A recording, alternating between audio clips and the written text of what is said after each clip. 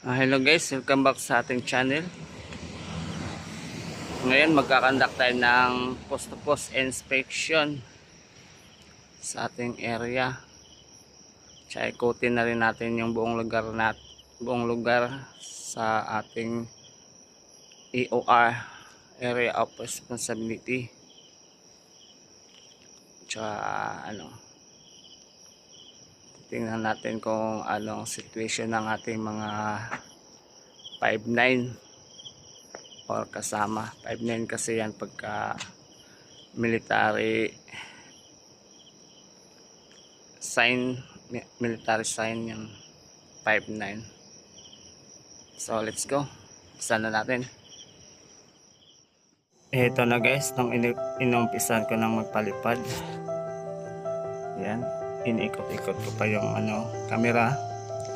Then dumiretso na ako sa Alpha 2. Yan, maganda naman yung camera guys, no, kitang kita lang yung daanan. Then dumiretso ako. Yan, tinaas ko pa ng konti para hindi ako sasayad sa daan kung sakaling may dadaan. Yan, na-adjust ko pa yan. Then pagdating ko dito sa bandang dulo dito sa Alpha 2, yan, nakita ko si Tumakin. Yan, si Tumakin pala yan guys, no. Yan, nasa F1 SJ Tumakin. Then ito, nag side view ako, sinide view ko yung area. Then nakita ko si Olivera. Yan, nasa loob si Olivera guys, si Olivera. Yan, then diniretso ko pa side view. Pagkatapos nun guys, pumunta ako sa kabila doon sa may Alpha 3. Dito ako dumaan sa may daanan ng sasakyan. Then may pinataas ko ng konti. Then dumaan ako sa taas ng gasolinahan ng mga sasakyan. Yan, gusto ko sana to sa baba ko dadaan guys, kaso nga lang napansin ko naglalag siya guys, no. Kaya hindi ko na tinuloy yung sa ilalim ako dumaan kasi napansin kong naglalag siya. Ayun, naputol yung video kasi naglag siya nun guys. Tinaas ko na lang yung drone para hindi siya mahuhulog sa sa kalsada. Yan, umikot-ikot ako. Din nakita ko yung Alpha 3. Yan guys, sa may poste Alpha 3 yan guys. Pansin ko walang tao doon. Ito na yan guys. Yan Alpha 3, yung maliit na yan ang guard post ng Alpha 3. Then pagkatapos nyan guys, yan, inikot-ikot ko pa yan.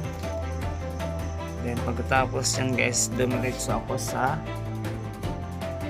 yan, inikot ko pa, dumiretso ako sa row house. Sa row house naman tayo guys. Yan, ito na yung row house, yung may ilaw guys. Yan ang row house. Yan, ang liit na ng ang liit na ng poste.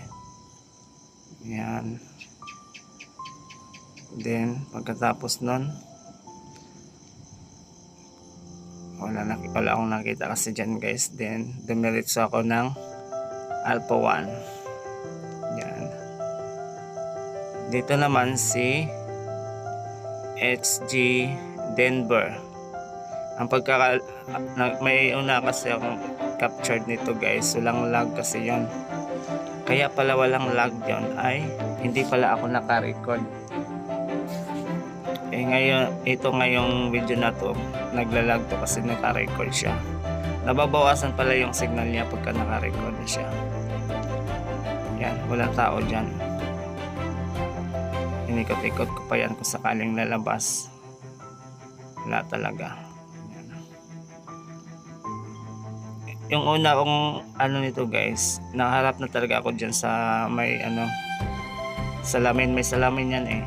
Wala akong nakitang tao. Ang akala ko noon, may ano yun, may record, hindi pala naka-record yun. Kaya inulit ko na to, pangalawa na tong video, pangalawa ko na tong ikot na drone. Then pagkatapos noon, dumiretso ako sa row house, binalikan ko yung row house. Then ito na yung nakita ko guys, kasi nilapit ko talaga to eh. Yung puputol-putol guys, lag na yan guys, yan, naglalag na yan siya, kaya nagpaputol-putol siya. Kaya hindi ko masyadong iharap sa guard post yung drone, kasi nagpuputol-putol siya, baka sasayad sa lupa or mabanggo sa poste. Kaya hindi ko na nilapit na masyado. Yan guys, so walang guard. Saan kayang guard niyan? Din yung boom nakaliko. Yan, wala talagang guard niyan. Dapat kung sakaling may guard dyan, nandun lang siya sa row house. Sa Alpha 1 wala din sa Alpha 1, wala din sa Alpha 2. Ewan ko kung saan yung guard dyan.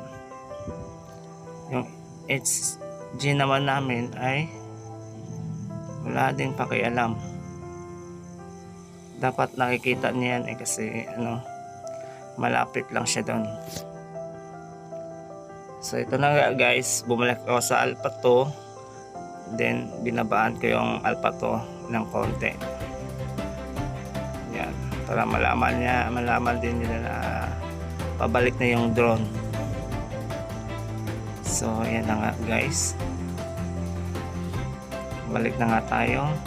Yan, binaba ko naman ng konti. Yan, tsaka didiretso na tayo sa ating destination, sa home point natin sa drone. Dito tayo nakapwesto ngayon guys, sa Alpha 4. Yan, ito ang Alpha 4. Maliwanag naman kasi may mga poste naman dyan. Diretso na tayo. Then minadali ko na to siya guys, kasi may truck sa likod niyan guys eh.